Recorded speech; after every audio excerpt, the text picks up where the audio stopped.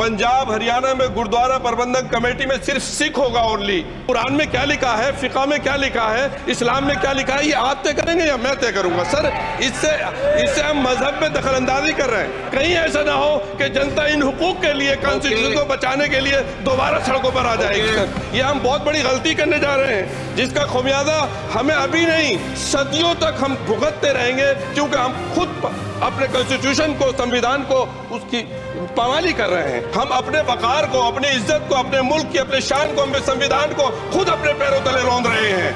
बिस्मिल्लाहिर्रहमानिर्रहीम। जनाब सदर, मैं आपकी तवज्जो इस तरफ चाहता हूं आपके माध्यम से कि मैं वाहिद आदमी हूं इस सदन में जिसमें वन मैन कमेटी आपके द्वारा बनाई गई सरकार के, और मैं उसमें पेश हुआ 123 प्रॉपर्टी में। जस्टिस आर्यन ने जो रिपोर्ट पेश की, आज तक वक्फ बोर्ड को नहीं बताया गया, चूंकि वो आपकी मंशा के खिलाफ थी और गवर्नमेंट की मंशा के मुताबिक नहीं थी। 123 प्रॉपर्टी में जब मंशा के खिलाफ हमारे नहीं आई, मंशा के मुताबिक नहीं आई, तो हमने 2 मैन कमेटी बनाई, और 2 मैन कमेटी ने भी कोई रिपोर्ट वक्फ बोर्ड को नहीं दी, जबकि वक्फ एक्ट जो है 1995 जो है वो पार्लियामेंट से पास शुदा है कि हम पार्लियामेंट के जो एहतराम है उसका नहीं कर रहे, उसके हुकूक का। इसी तरह से सर सूबाई हुकूमतों को इख्तियार दिया गया। सर हिंदू एंडोमेंट में जो कर्नाटका और तमिलनाडु में है वहां कोई मुस्लिम नहीं हो सकता, और 26 में आर्टिकल 26 का वायोलेशन है। 4 धाम में ये लिखा हुआ वाज़े तौर पर कि सिर्फ हिंदू होगा। बिहार उड़ीसा में भी यही लिखा हुआ है। पंजाब हरियाणा में गुरुद्वारा प्रबंधक कमेटी में सिर्फ सिख होगा ओनली, और ये उनका अधिकार है जिसको माना गया है। लेकिन मुस्लिम के साथ में यह अन्याय क्यों है? और सुन लीजिए सर मैं आपकी तवज्जो के चाहता हूं, दुनिया का सबसे पहला वक़फ़ खाने काबा मक्के में है। क्या हम उसके ऊपर भी सवाल उठाएंगे कि वहां पर भी हमारा कोई हिंदू भाई हो?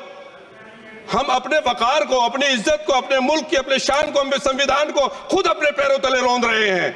और वक़फ़ एक मुसलमानों का मजहबी अमल है, एक मजहबी फरीजा है। इससे उनको महरूम कॉन्स्टिट्यूशन के जरिए से भी कोई ताकत नहीं कर सकती।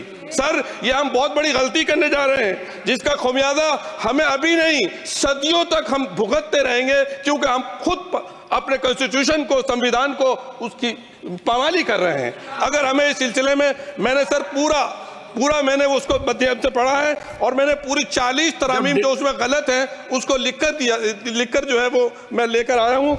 सर इसके जरिए से सरकारी अमले को बाज़ाब्ता तौर पर यह हक आखिर तो कलेक्टर को दिया जा रहा है, सर्वे कमिश्नर के इख्तियारात खत्म किए जा रहे हैं। आखिर सर्वे कमिश्नर भी तो गवर्नमेंट ऑफ इंडिया का होता है। सर ऐसे कैसे कर सकते हैं हम? और फिर सर उसमें मेरे मजहब के मुतालिक चीजें हैं तो वो कैसे कोई दूसरा तय करेगा? क्या कुरान में क्या लिखा है, फिका में क्या लिखा है, इस्लाम में क्या लिखा है, ये आप तय करेंगे या मैं तय करूंगा? सर इससे हम मजहब में दखलंदाजी कर रहे हैं, इंटरफेरेंस ऑफ द रिलीजन कर रहे हैं।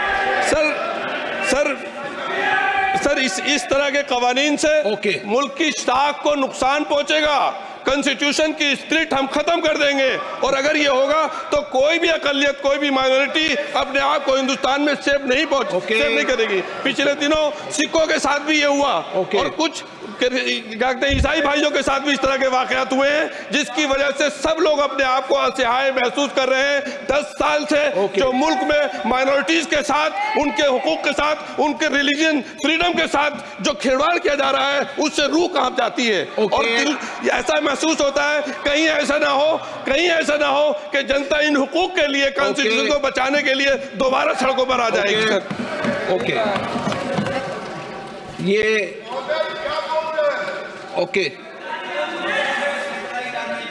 रूल 72 के तहत ये विषय है, इसलिए मेरा आपसे आग्रह, मैं इससे आग्रह करता हूं कि संक्षिप्त में अपनी बात को रखें।